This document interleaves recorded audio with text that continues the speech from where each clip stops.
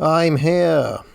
Few films have attracted the ire of the anti-woke brigade in recent years more than the Star Wars sequel films, especially The Last Jedi.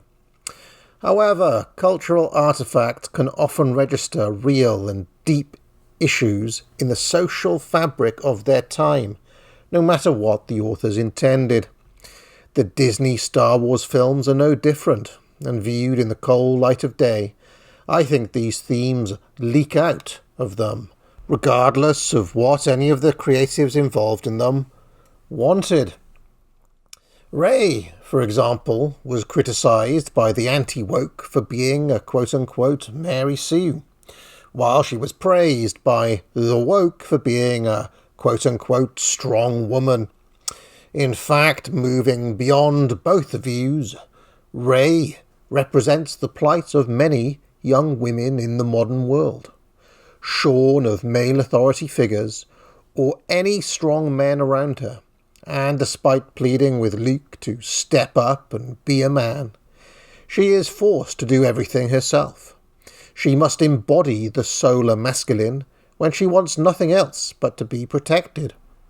Whether or not they admit it, or indeed whether they try to cope and pretend that this is a good thing, many women, especially young women today, find themselves forced into masculine roles, unattracted to the weak and feminized men around them.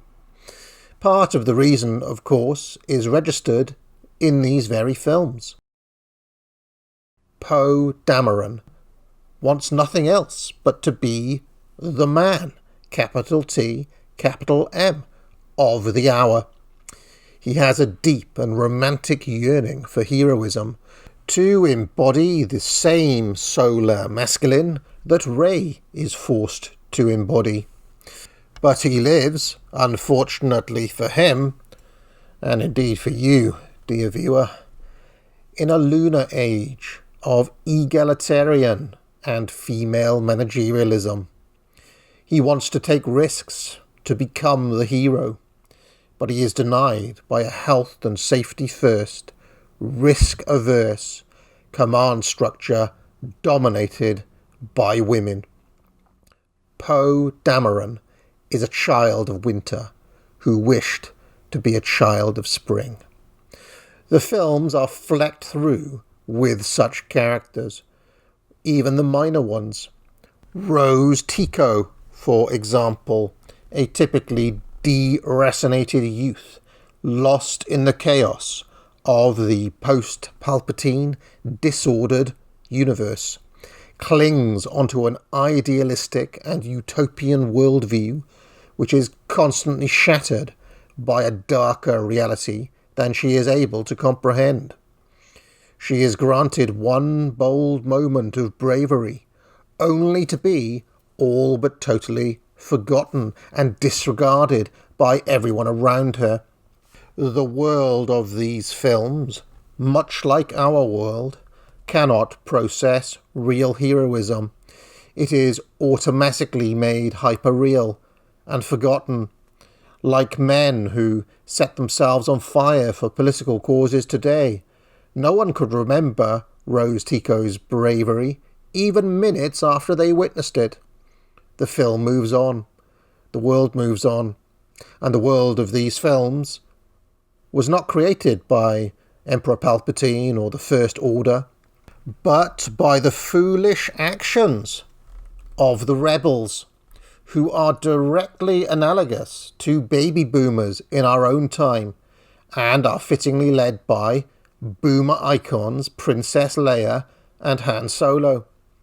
The sequel films find an aged Princess Leia unable to come to terms with the fact that her progressive feminist ideals and risk-averse management style are ill-suited to the task ahead. The films cry out for male leadership, but Luke, now broken by the failures of progressivism, does not want the responsibility, even as the boomers sabotage and hold back the younger generation, Rey, Poe, and so on, who actually do want to do something about the sorry state of affairs. The biggest tragedy in the film, from this perspective, is Kylo Ren, let down totally by the boomers, by his parents, by Luke, who provided no structure or moral guidance. Kylo Ren looks to the past for heroism, for inspiration, for any sense of meaning or order, and naturally finds inspiration in the Empire, in Darth Vader, and in the man who inspired billions, like Kylo Sheev Palpatine. Kylo Ren attempts to follow his ancestors, only to be opposed in this, and have all his hopes and dreams wrecked by his boomer parents, whose progressivism literally ends up killing not only Kylo Ren, but his father, and any hope of restoring a semblance of order to the universe in the final death of Sheev Palpatine. The film even shows how seeking power in a morally bankrupt time such as ours finds only inauthenticity and further layers of smoke and mirrors, which is represented by the much maligned figure of Snoke. This character was actually a deep insight into power as it exists in the West today. Just as Joe Biden was never really in charge, neither was Snoke.